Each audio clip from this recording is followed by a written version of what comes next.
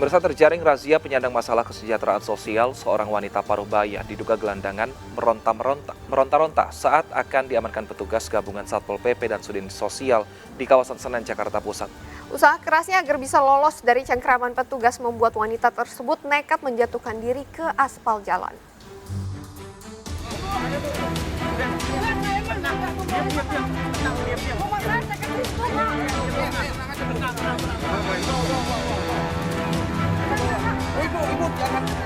Wanita Parubaya ini langsung menunjukkan reaksi penolakannya saat akan diamankan petugas di kawasan Senen, Jakarta Pusat. Rontaan yang semakin kuat menyulitkan petugas menggiringnya ke dalam mobil.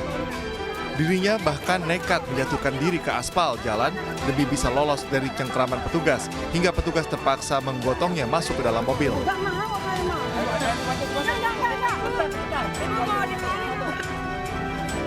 Wanita ini menjadi sasaran razia penyandang masalah kesejahteraan sosial atau PMKS yang digelar petugas Satpol PP dan Sudin Sosial karena diduga merupakan gelandangan.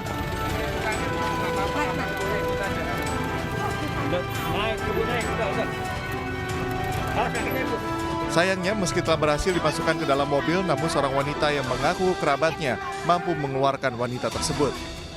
Sang kerabat membantah jika wanita tersebut adalah gelandangan karena merupakan salah satu penghuni rumah kontrakan miliknya.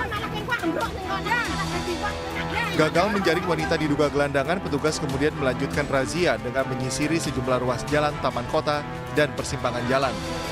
Hasilnya 5 orang PMKS diamankan dan langsung dibawa ke kantor Sudin Sosial Jakarta Pusat untuk didata dan diberikan pembinaan.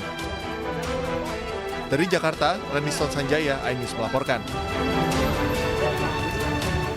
Seorang remaja di wilayah Cipondoh, Tangerang, Banten menjadi korban salah sasaran aksi tawuran. Korban yang berniat membeli makan dianiaya dengan senjata tajam oleh salah satu kelompok yang bertikai. Polisi mengamankan 3 orang yang diduga pelaku.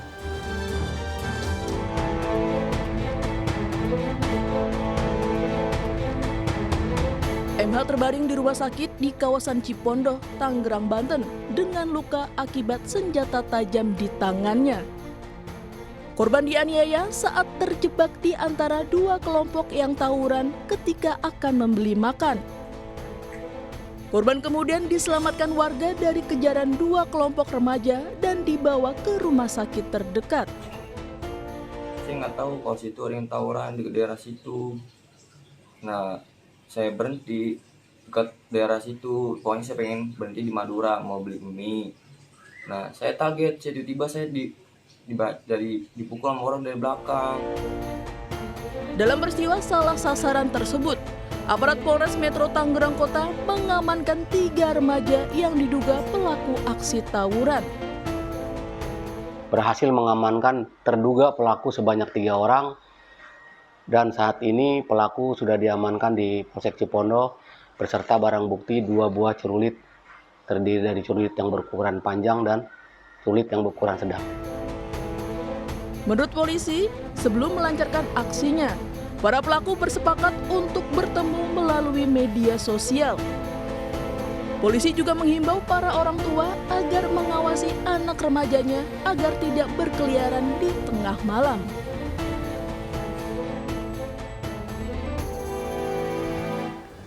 Pemirsa, 3 pelajar di Bengkalis, Riau ini memperkosa seorang anak yang masih di bawah umur. Perbuatan bejat ketiga pelaku terbongkar usai ayah korban melaporkan kejadian yang menimpa anaknya kepada polisi.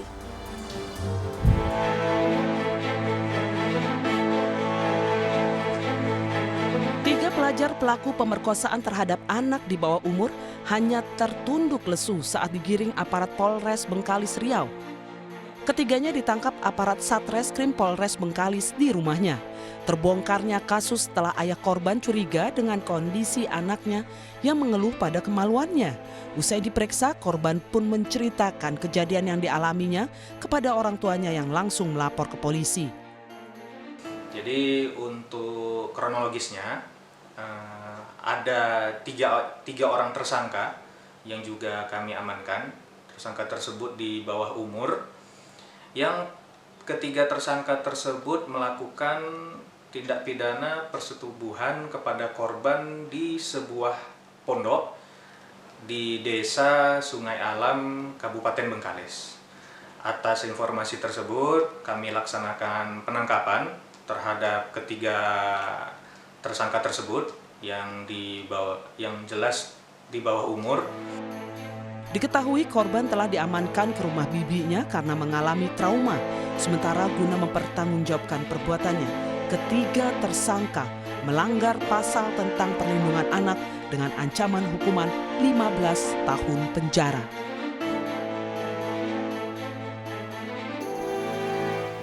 Pemirsa, pihak-pihak yang terlibat penyelenggaraan pertandingan saat tragedi Kanjuruhan saling lempar tanggung jawab dan hal ini pun menjadi sorotan. Sementara itu, Panglima TNI Jenderal Andika Perkasa menyatakan pihaknya tengah memeriksa 3 orang anggota TNI yang diduga terlibat dalam kasus tewasnya ASN di Semarang, Jawa Tengah.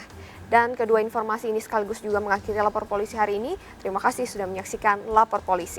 Bagi Anda yang ingin memberikan aspirasi, keluhan, laporan, dan juga apresiasi kepada seluruh pihak kepolisian di seluruh Nusantara, kami juga membuka laporan pengaduan yang bisa diakses kapanpun melalui sejumlah channel kami, yaitu Instagram @laporpolisi_iNewsTV dan juga @official_iNewsTV. Anda juga bisa menghubungi kami melalui email laporpolisi.inews@gmail.com. Dan akhir kata, saya Anita Mai. Dan saya Wilson Purba pamit undur diri. Terima kasih. Sampai jumpa. Lapor polisi. Anda lapor, kami sampaikan.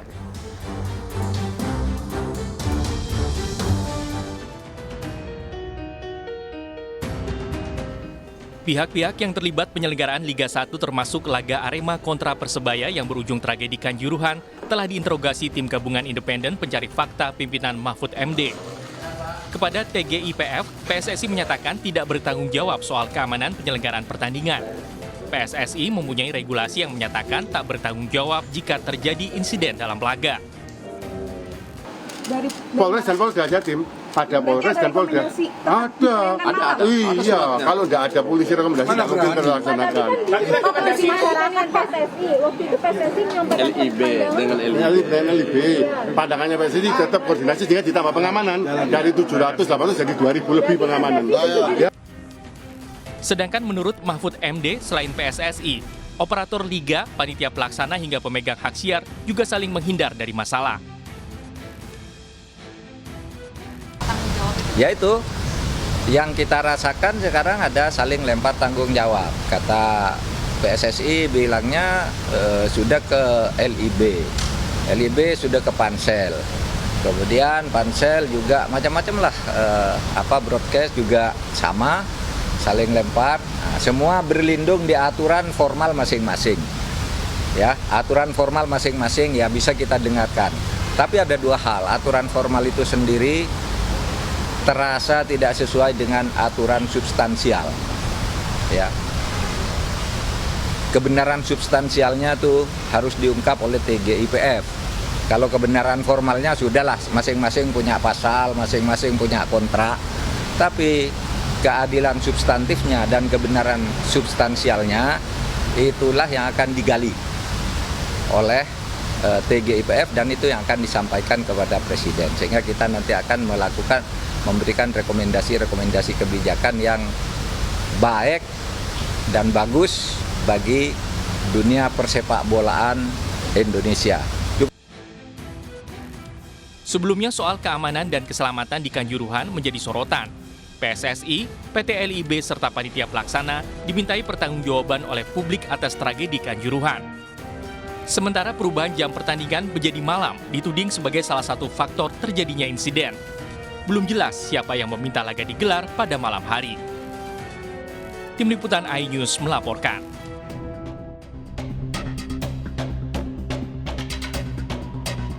Perkembangan kasus tewasnya ASN di Semarang, Jawa Tengah disampaikan Panglima TNI Jenderal Andika Perkasa yang tengah melakukan proses hukum terhadap 3 anggota TNI karena diduga terlibat dalam kasus tewasnya ASN bernama Iwan Budi Prasetyo di Semarang, Jawa Tengah.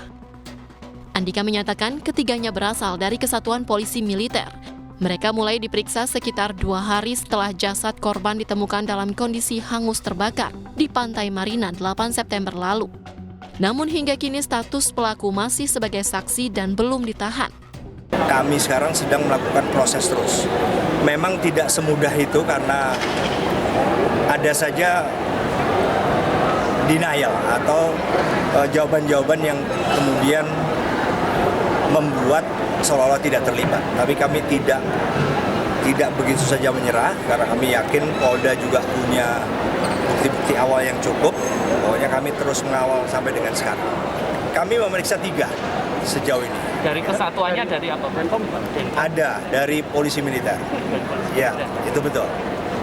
Sebelumnya, jasad Iwan Budi Prasetyo ditemukan dalam kondisi hangus terbakar di Pantai Marina Semarang 8 September 2022. Korban sempat dinyatakan hilang pada 24 Agustus 2022 sebelum diperiksa sebagai saksi dalam kasus korupsi.